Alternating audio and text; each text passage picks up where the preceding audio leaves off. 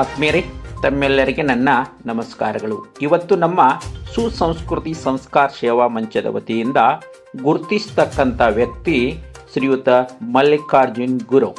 ಮಲ್ಲಿಕಾರ್ಜುನ್ ಗುರವ್ ಅಂದಾಗ ನೆನಪಾಗುವುದು ಎಲ್ಲರಿಗೆ ಹೂ ಮಾರುವ ವ್ಯಕ್ತಿ ಅಂತಕ್ಕಂಥದ್ದು. ಹಾಗಾದರೆ ಇವರ ಮೂಲ ವೃತ್ತಿ ಕೃಷಿಯೊಂದಿಗೆ ತಮ್ಮ ಜೀವನದ ವೃತ್ತಿಯಾದಂಥ ಆಂಜನೇಯ ದೇವಸ್ಥಾನದ ಪೂಜಾರಿಕೆಯನ್ನು ಇವರ ತಂದೆಯವರು ಆಂಜನೇಯ ದೇವಸ್ಥಾನದ ಪೂಜಾರಿಗಳಾಗಿ ಇವರು ಸಹ ಮುಂದುವರಿಸಿಕೊಂಡು ಹೊಂಟಿದ್ದಾರೆ.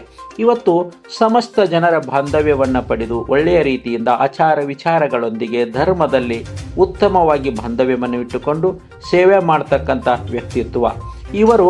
ಅನೇಕ ಸಲ ನಾನು ಗಮನಿಸಿದ್ದೇನೆ, ಅನೇಕ ಧಾರ್ಮಿಕ ಕಾರ್ಯಕ್ರಮಗಳಲ್ಲಿ ತಮ್ಮದೇ ಆದಂಥ ವ್ಯಕ್ತಿತ್ವವನ್ನು ಹೊಂದಿ ಅದರಲ್ಲಿ ತೊಡಗಿಕೊಂಡು ಧಾರ್ಮಿಕ ಸೇವೆಯನ್ನು ಮಾಡಿದ್ದುಂಟು.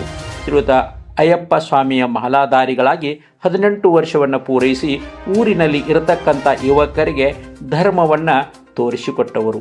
ಅಷ್ಟೇ ಅಲ್ಲ, ಇವರ ಮೂಲ ವೃತ್ತಿಯಾದಂಥ ಕೃಷಿಯನ್ನು ಉತ್ತಮ ರೀತಿಯಿಂದ ಮಾಡಿಕೊಂಡು ಆ ಕೃಷಿಯಲ್ಲಿ ಹೂವನ್ನು ಬೆಳೆದು ಹೂವಿನ ಮಾಲೆಯನ್ನು ಮಾಡಿ ಇವತ್ತು ಹೂವಿನ ವ್ಯಾಪಾರವನ್ನು ಮಾಡುತ್ತಾ ಸುಂದರ ಜೀವನವನ್ನು ಮಡದಿಯೊಂದಿಗೆ ಮಕ್ಕಳೊಂದಿಗೆ ಸಾಗಿಸುತ್ತಿದ್ದಾರೆ. ಹಾಗಾದರೆ ಇವರ ಒಂದು ಸಾಮಾಜಿಕ ಸೇವೆ ನಮಗೆ ನೆನಪಾಗ್ತಾ ಇದೆ. ಪ್ರತಿ ವರ್ಷ ಬೇಸಿಗೆ ಬಂತೆಂದರೆ ತಮ್ಮ ಹೂವು ಮಾರ್ತಕ್ಕಂಥ ಅಂಗಡಿಯ ಮಗ್ಗಲು 2 ನೀರಿನ ಬಿಂದಿಗೆಗಳನ್ನಿಟ್ಟು ಸಾರ್ವಜನಿಕರಿಗೆ ಕುಡಿಯುವ ನೀರಿನ ವ್ಯವಸ್ಥೆಯನ್ನು ಬೇಸಿಗೆಯಲ್ಲೇ ಮಾಡ್ತಾ ಇದ್ದಾರೆ. ಇಂಥ ಹೃದಯ ವ್ಯಕ್ತಿತ್ವ ನಾನು ಬಹಳ ಸಲ ಗಮನಿಸಿದ್ದೇನೆ. ವಿಶೇಷವಾಗಿ ನಾನು ಬದುಕಬೇಕು, ಇನ್ನೊಬ್ಬರು ಬದುಕಬೇಕು, ಎಲ್ಲರಿಗಾಗಿ ನಾನು ಅನ್ನತಕ್ಕಂಥ ಭಾವನೆಯನ್ನು ಇಟ್ಟುಕೊಂಡಂಥವರು ಇವರು.